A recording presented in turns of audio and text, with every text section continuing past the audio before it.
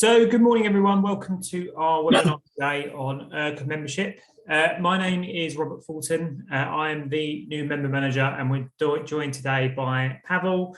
Hi, Pavel. We're going to go through the application form today and answer any questions that you have in regards to becoming a IRCA member. Just to start off with, just to let everyone know that you can ask questions at any time. There are two ways to do this. So you can either use the chat function where you can type your questions to us, although your question will not be anonymous.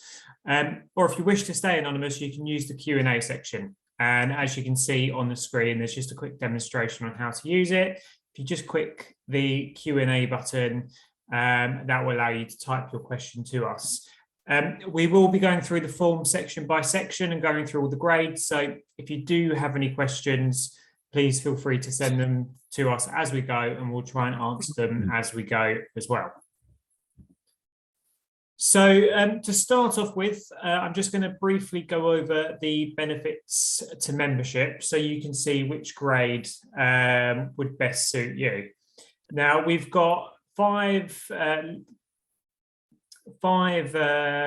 at the top. They are Associate Auditor, Internal Auditor, Auditor, Lead Auditor, and Principal Auditor. And as you can see, all of the benefits are almost identical, apart from the recognition section. So the main difference between membership is you still get access to our learning resources, so things like our Quality World magazine online. You'll still use our development tools, so things like our mentoring platform. You'll have access to our networking events, so our special interest groups. So for instance, our audit special interest group and our branch events. The difference is the IRCA register logos and cards. So on the IRCA register, you will come up as the grade that you are. For the logos, you don't receive it for the Associate Auditor grade, but you do receive it for the other grades. However, you do get access to the card for each of the grades available. Pavel, do you want to just give a brief overview of our grades and the main criteria behind them? Yes, definitely. Thank you. So like Rob mentioned, we have 5 grades available at the minute. So the first grade I want to talk is an Associate Auditor grade. So basically, for all the grades we have at the minute, you would have to complete an IRCA approved training course. So that's the first thing. This is very important. That training must be relevant to the grade you're applying for, and obviously to the scheme. So if you're applying for auditor grade under QMS, you would have to complete lead auditor training under QMS standard, of course. So Associate Auditor, so you would have to just complete an IRCA approved training course. And then you would have to just we don't require any audits for that training for that grade. So as soon as you literally come off of the training, you finish your 5 days training or even internal training, you can apply for that grade really. The next grade would be Internal Auditor grade. So for that grade, you have to complete a relevant training, of course. And an additional requirement would be the number of audits you have to complete after the training. One important note, we only accept audits after the training. So that applies to any grade we have with specific requirements as auditor is required. So for internal auditor, we need 5 internal audits, at least 3 hours each. So those audits must be completed after the training. For auditor, the same, relevant training first, and then in terms of audit experience, you need to provide at least 4 full management system audits, and duration is 20 days in total. So that means includes preparation, writing up reports, anything around that, and 15 days spent on site. With this, keep in mind that now, because of the current situations, we accept the remote audits. We used to accept those anyway, but now obviously it's become more popular. So if you go on site, so that's fine. But if you do remote audits, they will be equally seen as on-site, as equivalent to that, as long as you provide the rough estimation, how many hours or days you spend remotely by using means like video conference, access to the files, or telephone conversations, really. So that's been treated equally as on-site visit. For lead auditor, the same. So you have to complete the training, and then first you have to meet the requirements for the auditor. So the 4 full management system audits, and then 20 days and 15 on site. And in addition, you have to perform 3 audits as a lead auditor. So you have to lead the team, and we accept if you are at least 2 people, including yourself. That's how we define a team. So this is very important. Some applicants, they are lead auditor, but they go to the site, or they do audits on their own. So essentially, they are sole auditors. So in that case, they not get the grade higher than auditor. As a lead auditor, a part of that, you would have to have 5 audits as a lead auditor, and 15 days in total, and 10 days inside. So you have to lead a team. This is very important. So that's the differentiation between auditor grade and lead auditor grade.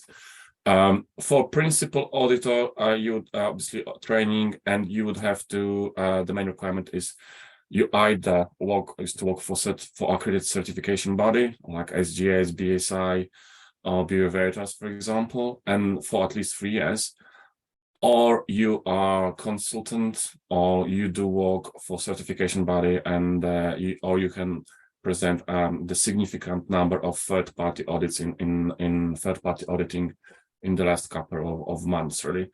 So that was required for the principal auditor. Yeah, thanks, Rob. Great, thanks, Pavel. So that was a very good overview of the audit requirements. So if we go back to this slide, as you can see, we split them up into 3 categories. So you've got the associate auditor grade. So it's for anyone who hasn't undertaken any audits since successfully completing their course. We do get a lot of people join us at the associate auditor grade because they have just completed their course very recently. And then what they do is they regrade to our internal auditor and lead auditor grades once they've actually undertaken the audits to meet those requirements. And those are the audit grades in the next section. And then lastly, we have the principal auditor grade, which is for anyone who's worked for a certification body, which you know, if there are anyone in this call today, we're probably talking about 1 or 2 maximum. So these are normally the grades that most people join us at: the associate auditor grade and the audit requirement grades.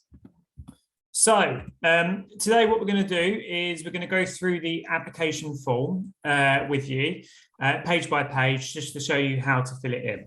So what you would need to do is, for anyone who hasn't started an account yet, if you go to our website, which is www.quality.org, and that's our website, there is a Join Now button on the top right-hand side of the page where this big My Applications button is. Once you click that, it will ask you to create an account with us. And once you've created an account, it will take you to our members area. Now, at the moment, the members area is limited because you're not currently a member. However, you can start the application forms with us. You can either follow the prompts to become an IRCA member, or if you go to members area, my membership, apply for a new membership, and that will allow you to start a new form with us. It will ask you if you'd like to join the CQI or IRCA, and today's session's on IRCA, so we're going to be clicking the IRCA button. If anyone has any questions about either membership, again, please feel free to put them on the chat. Now, this page is the grade page. This allows you to decide what grade that you're going to apply for. Now, the associate auditor application, for that application, we only require the first couple of pages to be filled in, and all other applications are the same, bar that one. And then our requirements are also on this page as well. So if anyone would like to know our audit requirements, as you can see, for the internal auditor grade, it just says here that someone's conducted at least 5 audits for 3 hours in duration after the course completion date. For today's session, we're going to be going over the lead auditor application. However, as discussed, it is the same for all of the other grades apart from the associate auditor grade. Once you've clicked your grade, the first page is the introductory page. This just gives you an overview of how to complete your application and how to go back into your application. And it also talks about our fees, which I'll go through in a little bit more detail, but you can see a link here to the fees. And again, I'll show you at the end as well to our fees. There's two fees to pay. You've got a non-refundable application fee and a membership fee. Once you've read the intro page, if you click continue with application, the first page will be your scheme page. So this will be the scheme of your certificate. So for instance, if you've undertaken a 9001-2015 course, you would pick ISO 9001-2015 and the version would be 2015. For most IRCA schemes that we have on offer, you do need to have completed the latest course. For any details about courses, please email us and we can supply you the details at the end. But most courses need to be IRCA approved and they need to be to the latest standard.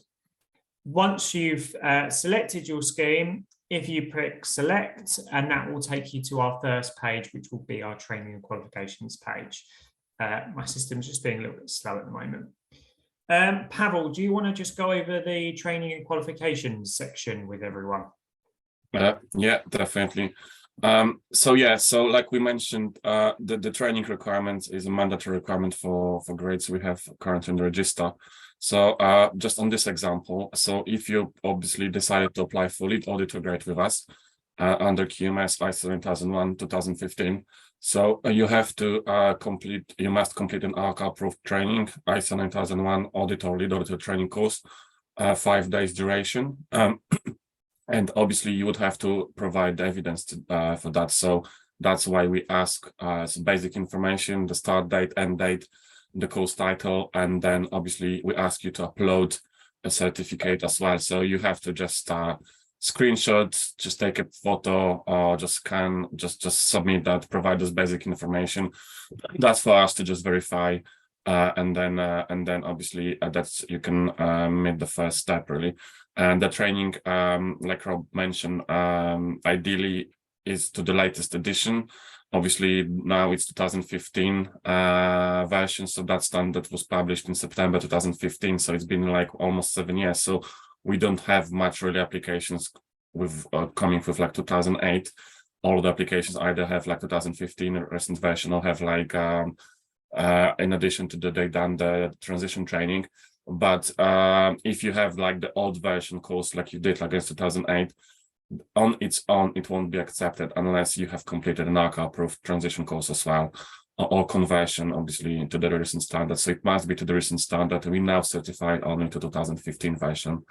So that is very important to mention. So any doubts about the training, it's rather you just contact us prior to submitting your application if you have doubts about that, because applications once been processed, that's basically as the fees non-refundable. So any questions about qualifications, it's possibly just give us a quick shout and just be able to look and just check everything and just advise you on that. So yeah, basically 5 days lead auditor training ISO 9001-2015 must be submitted over here. Great, thanks, Pavel. Got some questions come through already. So someone has asked, is gap analysis considered a merit for application as internal auditor? The answer to that is no. All IRCA applicants must have an IRCA approved auditing course. So you would need to undergo the internal auditor course in order to be a member. We've got someone who's messaged us a couple of questions with the initials VA. What I would suggest, I'm going to share our email address with you shortly. If you can just email us your questions and send us your certificate, we can let you know whether or not we will accept it or not. So that's what I would suggest in regards to your questions, and then put the other questions in the chat and then we'll get back to you as well. Our contact details, I'll share at the end of the session as well, but on every application page, if you scroll down to the bottom, it asks if you've got any questions, and our email is the top one. So it's applications@quality.org, and then our phone number's there as well. So I'll share at the end, but if anyone doesn't actually see the email, then it's at the bottom of the page there for you. So that's the training and qualifications page. Once you've actually submitted and uploaded your application, if you click Mark Section Complete, and that will take you to the next page, which is the work experience page. So the work experience page is, in essence, your CV. And Pavel, I just want to check you can see my screen. Is that correct? Yes, I can. Yeah, I can. Yeah. Good. So on the work experience section, there are certain areas to fill in, and in essence, this is just a CV that you want to translate over to our online application page. So we want to know your start and end date on where you've worked, your job title, i.e., auditor, you're a director of your own company, whatever it might be, a consultant. Put your job title in. We want to know your company name, your industry, and your responsibilities, i.e. what you do on a day-to-day role. You can, as I said, copy and paste this over from your CV. However, we do not currently accept CVs on the system. There is not much criteria in terms of work experience. Pavel, is there anything where you would say work experience is necessary for their application? I mean, it's for us just to basically know you better, and obviously just paint the picture of your, just if you, for example, you've been in the business for quite a while, or you just moved to the business, that helps us as well to advise you, okay, what you can do in the future. If you, let's say, apply for certain grades, and we can advise you, okay, this is the number of that you can do. So that's how help you, and you can speak to your, I don't know, current employer, or maybe if you can't get those audits, you might have like search for help from us or from some other people as well. It just basically the information for us to just see know you better, really. Great, thanks, Pavel. So I've got a few more questions through as well. So someone's asked on the training section, this is actually a very good point, if they have the attendance certificate, can they apply? And the answer to that one is no, unfortunately. You must have completed your course and passed the exam. So in order to be an IRCA member, you must have completed it and passed the course. Someone has just also said they've just conducted a lead auditor training on EMS. Can they apply for lead auditor? Again, the answer to that one is no. The reason being is we can only accept audits taken after the course completion date. So unless you meet the audit requirements, we would recommend applying for associate auditor to start off with, and then you can regrade to lead auditor once you've done the audits. We do have a promotion for people that have just completed one of our courses. If you've done it in the last 3 months, the application fee is free. So if you email us, we can send you over that details, and then you can become an associate auditor with us. We have another question about audits. However, I'm going to go over that once we get to the audit section. Once you've done the work experience section, if you click Mark Section Complete, and the next part is the CPD section. So the CPD section is the Continuing Professional Development section. We use a plan, do, check, act cycle, which you can see here via this lovely diagram. And at the moment, all we're interested in is the plan section. So what are your professional objectives over the next year, and how do you look to develop? When it comes to recertification, we do expect you to fill out the whole of the CPD section. So this is important for your development within the IRCA role. So once you are ready to add an objective, if you click Add New CPD, you will see these sections come up. So what we're looking at from you is your professional development objective, i.e. what are you looking to achieve? Your start date, i.e. when are you looking to take place or do the objective? Your target completion date, i.e. when are you looking to finish it? They must be future objectives, and the planned activities. So what do you look to do in order to meet your professional development objective? So for instance, your objective could be to learn more about a certain standard, and your activities could be reading the IRCA audit reports. It could be undertaking a course. It could be attending a webinar, going to a conference, or anything in those lines of updating your knowledge. We've got some examples here. So one of them could be gaining audit experience. And how do you look to do that? So it could be find an auditor to shadow, could be joining our audit special interest group. We've got gain EMS certification. So this could be undertaking a course, or it could be giving back to the IRCA community. So it could be that you've been an auditor for a while and maybe you're looking to become a mentor and mentor someone. It could be volunteering with the CQI or IRCA. If you're joining at the associate auditor grade, and I'll quickly show everyone, it does give you an example and some lists that you can choose between. So for anyone that's struggling with the CPD section, I recommend potentially going for the associate auditor grade, especially if you're struggling on the audit log, and it will also help you with the CPD section as well.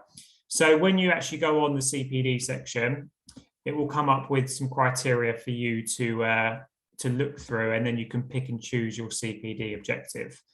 So I'll just quickly show you that. Pavel, anything in your eyes that you think is important for the CPD section for new applicants? I mean, yeah, just to highlight, just ensure that any minimum number of CPD objectives required is free. So that's the minimum. And don't put anything that you already achieved. So basically, if you put a target completion date, that has to be ahead. So we're only interested in things that you have not completed yet. You just kind of aim to complete in the future as a part of that plan, CPD, CA cycle. So we just focus on the plan. So only things you like to improve with as a professional auditor or within your business. Think about 3 activities, 3 ideas, like we're giving some examples of that, and then set the date ahead, and that's what we ask. And what's the objectives and how you're gonna achieve that? That's what we need for the time being when you submit your applications only. So 3 future active objectives. That's what we require. Great, thanks, Pavel. So I'm just on the associate auditor form now.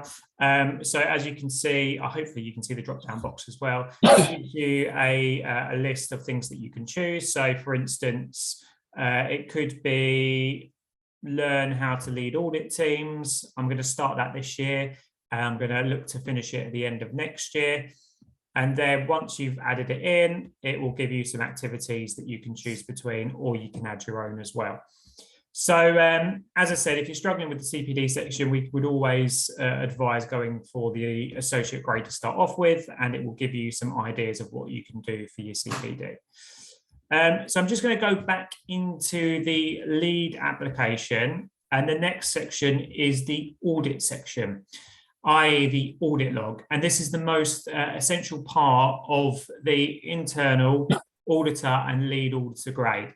For those of you that are applying for associate auditor, that's all of the application form complete for now. Pavel, do you want to give a quick rundown of the audit log? Yeah, definitely. Thank you. So the first thing to remember, obviously, we only accept audits completed after the training. So anything you had done in the past before the track won't be considered. So we focus only your audits carried out after that. So kind of your auditing history starts after the day of the training. Okay. And obviously, in audit log, there's a few sections, few columns that must be completed for each audit. And obviously, you have to first choose the right grade, because you have to demonstrate the number of audits required, the type of audits required. So like we mentioned at the beginning, if you apply for auditor, you need to ensure that you have at least 4 full management system audits. And also the number of days is 20 days and 15 days on site.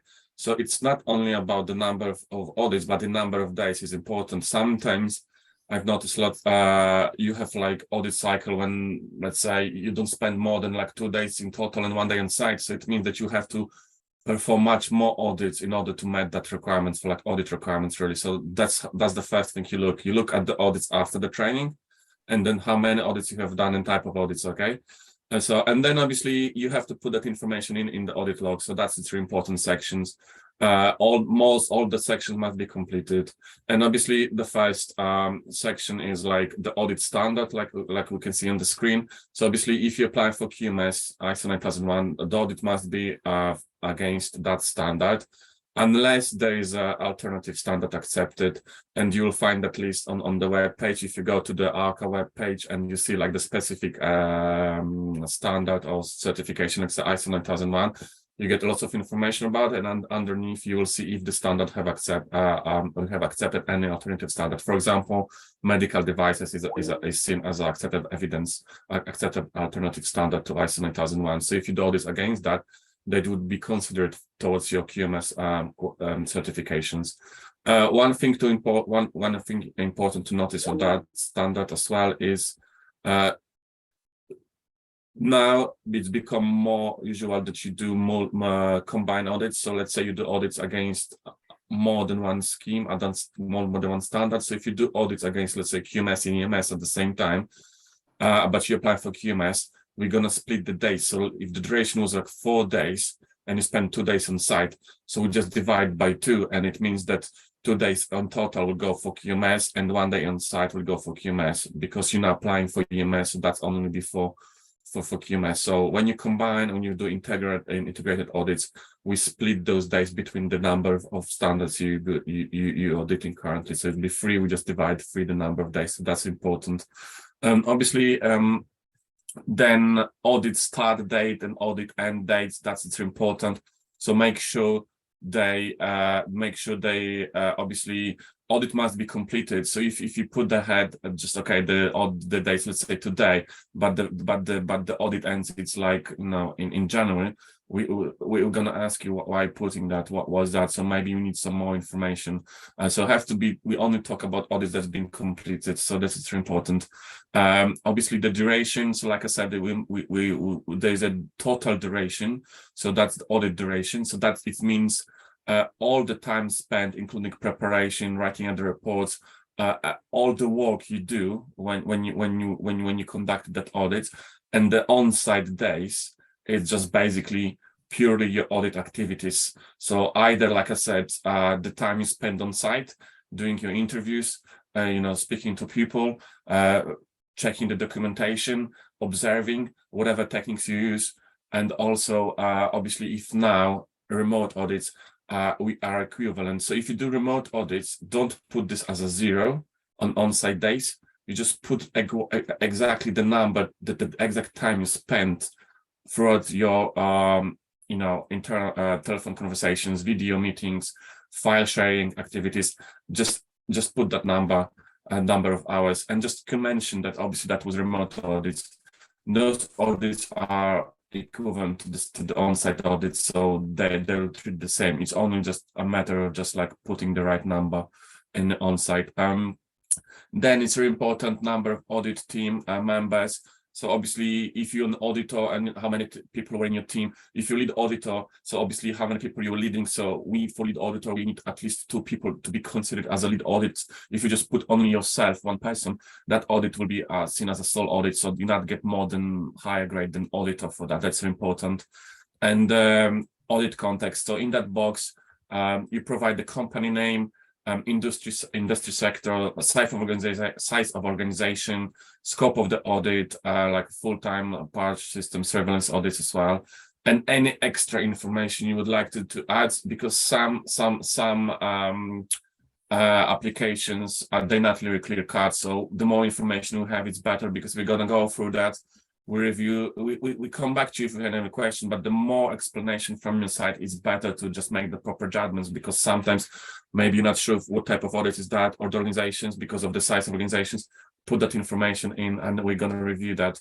And obviously then you have the type of audits as well. So we have different options like first party internal audits, second party, third party, and obviously consultancy audits. So choose the right one. And what was your role? So I were trainee, you were like internal auditor, lead auditor.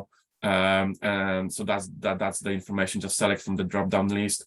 And then audit referee. So basically we need some details from someone who just sign out your audit and basically can attest that audit took place, and the competent as an auditor to do that audit as well. So that's the information we need. At least one audit must provide that audit referee details. I think so. That's the most important information.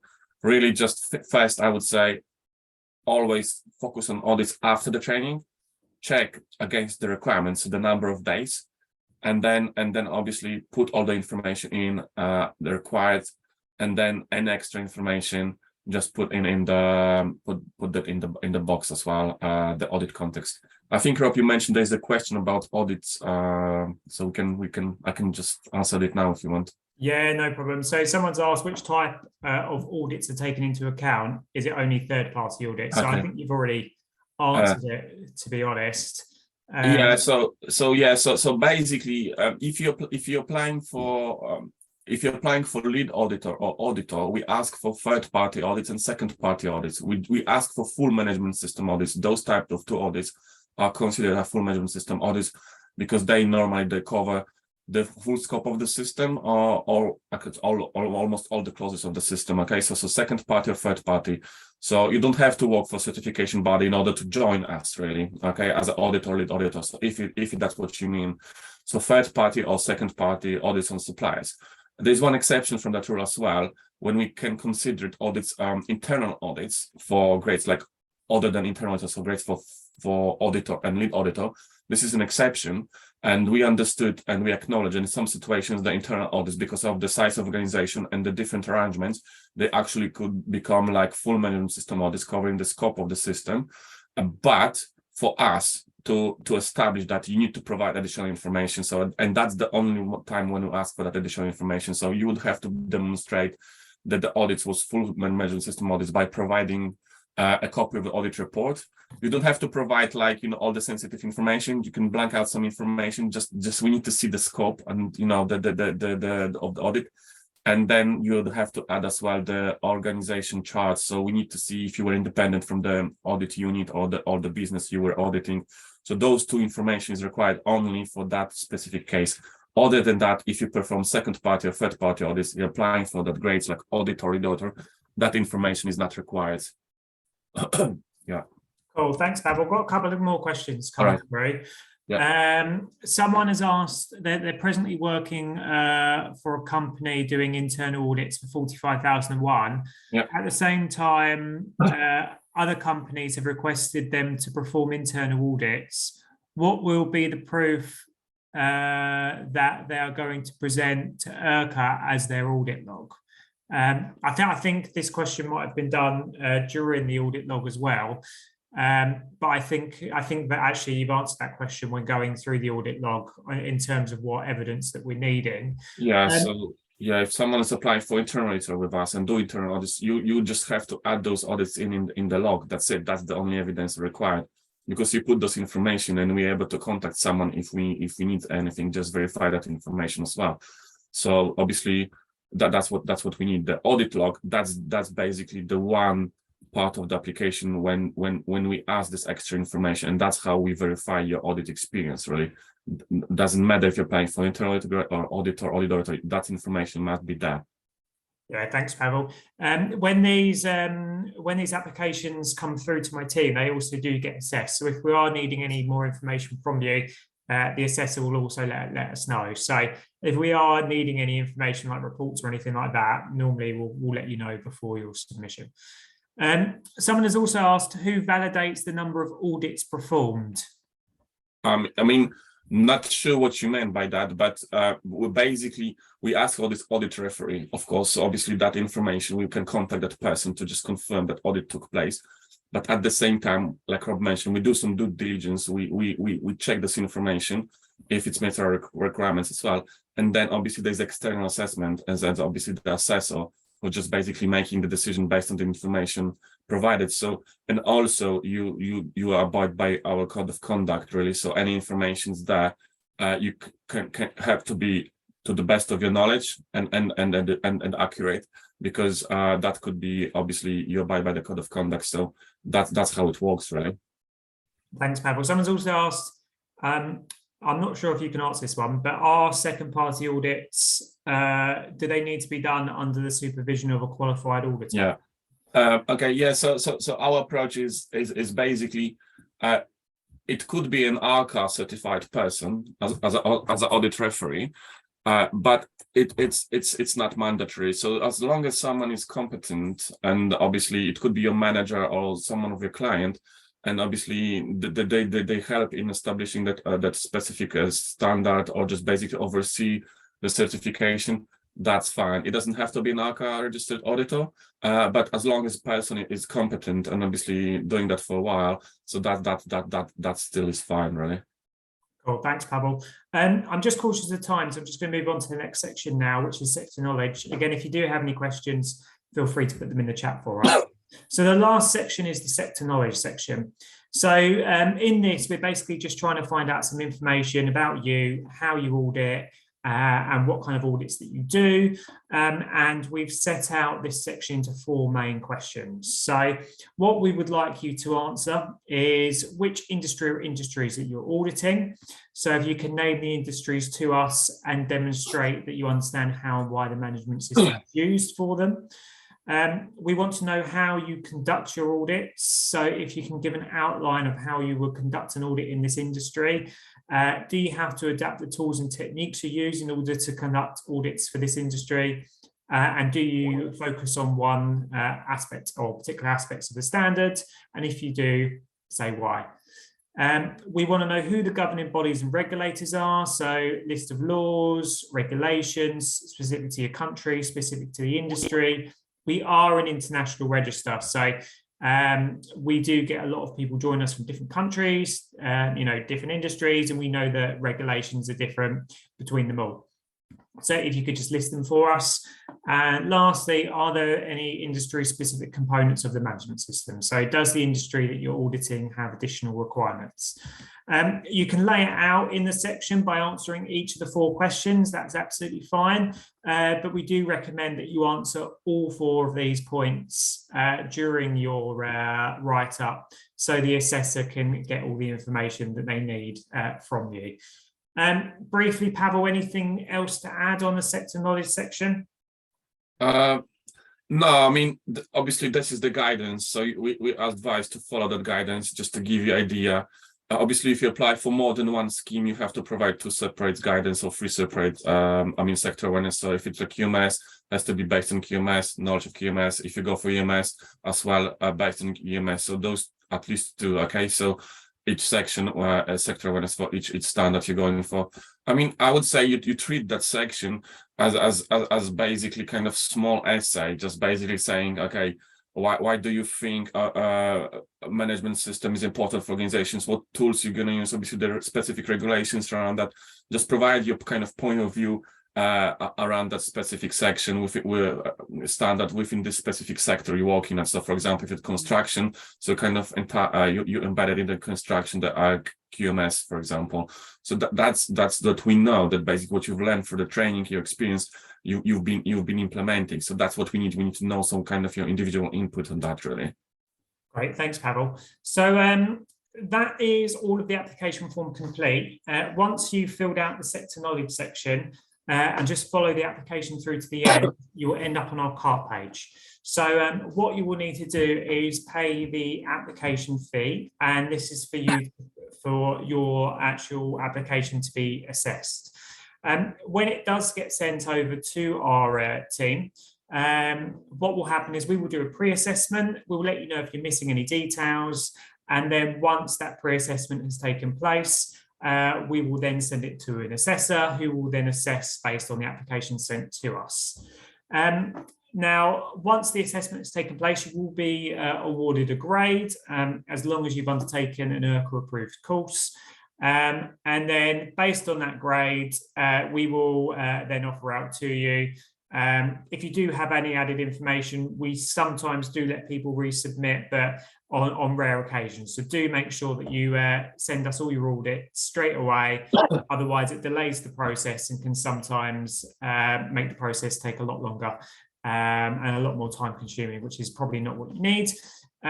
So put in as much as you can on the audit log, as that's normally the area where people can add more information, but they haven't done. There are 2 fees to pay. So as I said, there's the one-off application fee charge. We have different bands by countries. So this is for band 1 countries, but I just wanted to show you that there are 2 fees to pay. You've got the one-off application fee charge and then the annual fee. The annual fee will be due once you've been awarded a grade with us. And as you can see, different grades have different fees affiliated to them. Now, we are, as I said, we do a pre-assessment. You know, we are humans at the end of the day. So, you know, your application is not being sent to a robot. We will do a really good review of it before it gets sent over the assessment, just to soothe any feelings that you have. So, you know, if you are confident that your application is complete, please send it over to us, and we'll let you know if we need anything during the pre-assessment. I'm also just going to share our contact details, which you can see on screen. So we've got our website, which is quality.org. We have our email address, which is applications@quality.org. If you've got any questions, please email us, and we've got our phone number as well, so you can give us a call. I know someone's already asked for a call during this session, and that's absolutely fine. If you are wanting a call, just email us, but just make sure you do send us your certificate, so we can offer you the best advice when it comes to IRCA membership. Someone has asked a question: will a recorded copy of this webinar be sent to review? Yes, you will receive a copy of this webinar over the next 24 hours. So I believe it gets sent out tomorrow around 9:30. So the answer to that question is yes, nice and easy. I'm just going to give a quick 2-minute or 1-minute relay on questions. So if you've got any further questions, please send them over to us in the next minute. I'm just going to run a quick poll in the meantime, which is: has this webinar answered all your questions today? This is just good feedback for us to see how we can improve upon our webinars. Pavel, anything to add about the whole process, just while we're waiting for the poll results, and any questions? I mean, I think that it's important that obviously, if you have any doubts, it's better to speak to us prior to submitting your application. Or if you're stuck with anything, just drop us an email, just give a quick call, because after that, obviously, once you submit applications, it's streamlined the process, and it will be much easier to just avoid any challenges throughout that as well. The important takeaway is, just like I said, in terms of audits, just only focus on audits after the training, and obviously the training is mandatory requirement. So any questions around that, just basically speak to us before that, because this is very important. That the training is the first thing we look at it throughout the review. So it's important to have the right training. Yeah, and applications you can save and come back when you left off, really. So it's now more convenient for you as well. And like I said, if you need any questions, just speak to us, right?